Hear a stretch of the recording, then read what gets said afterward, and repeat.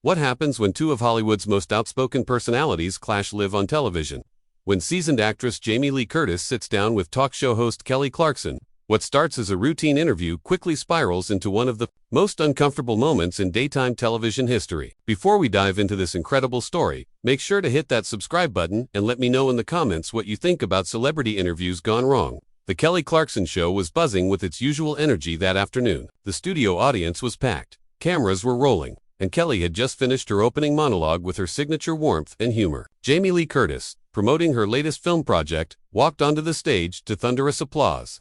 The 75-year-old actress looked radiant in a sleek black blazer, her silver hair perfectly styled, exuding the confidence that had made her a Hollywood icon for decades. Kelly greeted her with the kind of enthusiastic hug that had become her trademark. And for the first few minutes, everything seemed perfectly normal. They chatted about Jamie's career, her recent projects, and her family. The audience was engaged, laughing at Jamie's witty anecdotes about her early days in horror films and her evolution into more dramatic roles. But then Kelly decided to steer the conversation in a direction that would prove to be a massive mistake. "You know, Jamie, I have to ask about something that's been making headlines lately," Kelly said, her voice taking on that slightly more serious tone that talk show hosts use when they're about to dig deeper. "There's been a lot of discussion about older actresses in Hollywood and the roles they're offered. Some people are saying that the industry has become more inclusive, while others argue that ageism is still a major problem. What's your take on that?" Jamie's demeanor shifted almost imperceptibly. Her smile remained, but there was something in her eyes that suggested Kelly had just stepped into dangerous territory. "Well, Kelly, that's certainly a loaded question," Jamie replied, her voice carrying a slight edge that the studio audience didn't quite catch yet. Kelly, perhaps not picking up on the warning signs, pressed forward. "I mean, you've been in this business for so long, you must have seen the changes firsthand. Do you think things have really improved for women your age in Hollywood?" The phrase "women your age" hung in the air like a challenge. Jamie's posture straightened, and she fixed Kelly with a stare that could have frozen lava. "Women my age," she repeated, her voice dropping to a dangerously calm level. "That's an interesting way to phrase it, Kelly." The studio audience began to sense that something was shifting. The easy banter that had characterized the first part of the interview was evaporating, replaced by an attention that was almost palpable. Kelly, realizing she might have misspoken, tried to backtrack. "Oh, no, I didn't mean it like that. I just meant, you know, actresses who have been in the industry for a while, who have the experience and wisdom that comes with." Kelly was stumbling over her words now, clearly flustered. "The experience and wisdom that comes with being old, you mean?" Jamie interrupted, her voice cutting through Kelly's attempted explanation like a knife. "Is that what you're trying to say without actually saying it?" Kelly's face flushed red. "Jamie, no, that's not what I meant at all. I have nothing but respect for your career and your contributions to, double quotes, my contributions."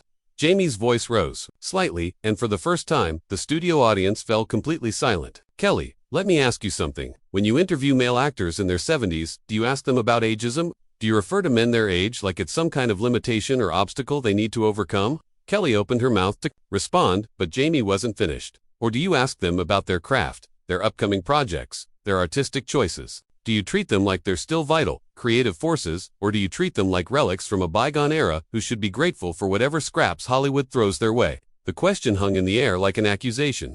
Kelly's production team could be seen frantically gesturing from behind the cameras, clearly trying to figure out how to salvage what was rapidly becoming a public relations nightmare. Kelly herself looked like a deer caught in headlights, her usual quick wit and charm completely deserting her in the face of Jamie's withering critique. I really didn't mean to imply anything negative," Kelly stammered. "I think you're an incredible actress, and I was just trying to start a conversation about the industry, A conversation." Jamie laughed, but there was no humor in it. "Kelly, you weren't trying to start a conversation, you were trying to put me in a box. To reduce my entire career and my current relevance to a discussion about whether Hollywood still has room for women who have lived long enough to accumulate some actual life experience." The studio audience was now completely silent, watching this exchange unfold with the kind of horrified fascination usually reserved for car accidents. Kelly's producers were making cutting motions with their hands, clearly wanting to go to commercial, but Kelly seemed frozen, unable to figure out how to gracefully exit the conversation she had started. "Jamie, I apologize if my question came across the wrong way," Kelly said, her voice barely above a whisper. "That genuinely wasn't my intention." Jamie studied Kelly's face for a long moment, as if trying to determine whether the apology was sincere. The silence stretched on, broken only by the distant hum of the studio lights and the barely audible whispers of confused audience members. "You know what, Kelly?" Jamie finally said, her voice taking on a conversational tone that was somehow more menacing than her earlier anger. "I think your question revealed exactly what you intended, whether you want to admit it or not." The words hit Kelly like a physical blow. Jamie's accusation that the question revealed Kelly's true intentions, whether she wanted to admit it or not, seemed to awaken something fierce in the talk show host. For a moment, Kelly's carefully maintained composure cracked, and viewers could see a flash of genuine anger cross her face. "That's not fair, Jamie," Kelly said, her voice gaining strength. "You're putting words in my mouth and intentions in my head that simply weren't there. I've interviewed hundreds of actors of all ages, and I ask everyone about the challenges they face in their careers." Jamie leaned back in her chair, a sardonic smile playing at the corners of her mouth. "Oh, so now you're the victim here. How convenient. Tell me, Kelly, when was the last time you asked Brad Pitt about how difficult it must be to find roles as an older actor? When did you last suggest to Robert De Niro that he should be grateful for whatever parts he can get at his age?" Kelly's jaw tightened. "That's completely different, and you know it." "Different how?" Jamie shot back immediately. "Because they're men. Because society doesn't judge their worth based on how closely they resemble their 20-year-old selves. Or is it different because you don't have the nerve to question their relevance the way you just questioned mine?"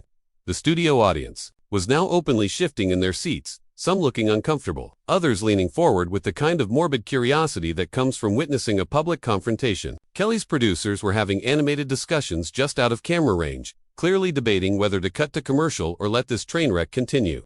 Kelly took a deep breath, clearly trying to regain control of the situation. "Jamie, I think you're overreacting. This is exactly the kind of important conversation that needs to happen. Women in Hollywood do face unique challenges as they age, and pretending otherwise doesn't help anyone." "Overreacting." Jamie's voice rose again, and this time there was real fire in it. "Kelly, do you have any idea how condescending you sound? Right now. First, you reduce me to my age group, then you dismiss my legitimate criticism as an overreaction. You're hitting every single patronizing note in the book." Kelly's face was now flushed with a combination of embarrassment and frustration. "I'm not trying to be patronizing. I'm trying to have an honest discussion about real issues that affect women in this industry." "No, Kelly, you're trying to make good television at my expense," Jamie replied coldly. "You thought you could get me to complain about how hard it is to be an older woman in Hollywood. Maybe shed a tear or two about the roles I'm not getting anymore. Give your audience a nice little moment of manufactured emotion. Well, I'm sorry to disappoint you, but I'm not here to perform your vision of what an aging actress should be." The accusation hung in the air like a toxic cloud. Kelly's mouth opened and closed several times, but no words came out. The silence stretched on, becoming more uncomfortable with each passing second. Finally, Kelly found her voice, and when she spoke, there was a sharp edge to it that her regular viewers rarely heard. "That is absolutely not what I was trying to do, and I resent the implication that I would exploit any guest for the sake of ratings." Jamie laughed, a harsh sound that echoed through the suddenly quiet studio. "Oh, you resent it. How interesting. So now we're both feeling disrespected, aren't we? The difference is, I have a legitimate reason. I don't think I deserve this kind of treatment," Kelly said, her voice getting louder. "I've been nothing but respectful to you since you walked out here." "Respectful?" Jamie's eyebrows shot up. "Kelly, you opened this conversation by essentially asking me to defend my continued existence in Hollywood. You framed your question around the assumption that actresses my age are somehow less relevant, less valuable, less worthy of good roles than younger women. If that's your idea of respect, I'd hate to see what you consider insulting." Kelly's hands were now gripping the arms of her chair, her knuckles white with tension. "I was trying to give you a platform to address an important issue. If you can't see that, then maybe you're the one with the problem." The words came out more harshly than Kelly had probably intended, and the moment they left her mouth, the atmosphere in the studio changed completely. It was as if someone had just lit a fuse, and everyone in the room could sense the explosion that was about to follow. Jamie went very still. When she spoke, her voice was quiet, but it carried the kind of menace that made everyone in the studio lean forward to catch every word. "Let me make sure I understand you correctly. Kelly, you think I have a problem because I won't play along with your narrative about aging actresses. You think there's something wrong with me because I refuse to participate in a conversation. That frames my continued career as some kind of anomaly that needs explaining." Kelly realized she had crossed a line, but it was too late to take the words back. "Jamie, I didn't mean ... "Oh, but you did mean it," Jamie interrupted, standing up from her chair with the fluid grace of someone half her age. "You absolutely meant it, and you know what? You've just proven everything I suspected about this interview from the moment you asked your first question." The studio audience gasped as Jamie began removing her microphone. Kelly's eyes widened as she realized what was happening. "Jamie, please don't." Kelly started, but Jamie cut her off with a look that could have melted steel. "Don't what, Kelly? Don't refuse to be insulted on your show. Don't walk away when you've made it clear that you think I'm the problem here. Don't exercise the same dignity and self-respect that any person, regardless of age, deserves." Kelly was now standing too, reaching out as if to physically stop Jamie from leaving. "Please, let's just take a breath and start over. We can edit this part out. No one has to see, ... Jamie's laugh was bitter. "Edit it out? Oh, Kelly, you still don't get it, do you? The problem isn't what your audience will see. The problem is what you revealed about how you really view women like me." Jamie placed her microphone on the small table next to her chair, with deliberate precision, the small click echoing through the dead-silent studio like a gunshot. Kelly stood frozen, her hands still extended as if she could somehow pull Jamie back into the conversation through sheer force of will. "Jamie, please," Kelly said, her voice now taking on a desperate quality. "I genuinely apologize if I offended you. Can we please just sit down and talk this through like adults?" Jamie turned back to face Kelly, and the look in her eyes made several audience members audibly gasp. "Like adults? Kelly, that's rich. You want to talk like adults now, after you've spent the last 10 minutes treating me like a child who doesn't understand how the world works?" Kelly's face crumpled slightly. "That's not what I was doing. I swear on my children's lives, that was never my intention." "Your intention doesn't matter," Jamie replied sharply. "What matters is what you actually did. And what you did was reduce a 75-year career, spanning multiple decades, genres, and generations to a question about whether Hollywood still has room for women my age. Do you have any idea how insulting that is?" The cameras continued rolling, capturing every moment of this unprecedented meltdown. Kelly's producers had apparently decided to let it play out, perhaps recognizing that stopping now would only make things worse. Kelly wiped at her eyes, which were beginning to well up with tears. "I interview people about challenges in their careers all the time. It's part of what we do here. I ask musicians about changes in the industry. I ask actors about evolving Hollywood trends. I don't understand why this is different." "Because you didn't ask me about industry trends, Kelly," Jamie said, her voice cutting through Kelly's explanation like a blade. "You asked me to justify my continued existence in an industry that you implied might not want me anymore. There's a massive difference between discussing how Hollywood has changed and asking someone to defend their right to still be working." Kelly shook her head frantically. "But I never said you shouldn't be working. I never implied that at all." "You didn't have to say it directly," Jamie replied coldly. "It was in every word you chose, every assumption you made. When you ask about roles for women my age, like it's some kind of special category that requires explanation, when you frame the conversation around whether the industry has become more inclusive of older actresses, you're treating us like we're charity cases instead of professionals who earned our place here." The studio audience was completely transfixed. Some were filming with their phones, despite the no recording policy, clearly recognizing they were witnessing television history in the making. Kelly tried one more time. "Jamie, I have enormous respect for your work and your career. Everyone knows you're a legend. I would never intentionally diminish that." Jamie paused, studying Kelly's face for a long moment. When she spoke again, her voice was quieter, but somehow more devastating than when she had been shouting. "Kelly, the problem isn't that you intentionally tried to diminish me. The problem is that you did it without even realizing it. And that's so much worse, because it means these attitudes are so deeply ingrained in how you think about women in this industry, that you don't even recognize them as problematic." Kelly's tears were flowing freely now. "I don't know what to say. I don't know how to fix this." "You can't fix it," Jamie replied simply. "Not today, anyway.